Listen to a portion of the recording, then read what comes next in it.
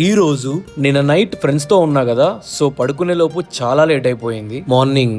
Afternoon లేచేసి direct ఇంకా పక్కనే ఉన్న మాల్ కి షాపింగ్ వెళ్ళిపోయి లాస్ట్ 1 వీక్ నుండి ఒక ప్రాపర్ షెడ్యూల్ అనేది ఉండట్లేదు. నాకు నా డైట్ దొబ్బింది, ప్రాపర్ బ్రేక్ఫాస్ట్ తినట్లేదు, ఇంకా జిమ్ కూడా స్కిప్ అయిపోతుంది. బట్ 1 అవర్ వాక్ అయితే కంప్లీట్ చేస్తున్నాను. పీజీకి షిఫ్ట్ అయ్యాక మొత్తం అంతా ఒక ప్రాపర్ షెడ్యూల్ మెయింటైన్ చేయాలా. స్నానం కూడా చేయకుండా బయటికి వచ్చా, చాలా చిరాకేస్తుంది. వెంటనే షాపింగ్ కంప్లీట్ చేసుకొని లంచ్ కి నాగార్జునకు వెళ్ళి అక్కడ మంచి ఆంధ్ర మీల్స్ ఆర్డర్ చేశా. త్వరగా లంచ్ కంప్లీట్ చేసుకుని ఫస్ట్ ఇంటికి వెళ్ళి స్నానం చేయాలా. ఫుల్ ఎండలో తిరిగేసి వచ్చా కదా, మంచిగా కోల్డ్ బాత్ చేసా.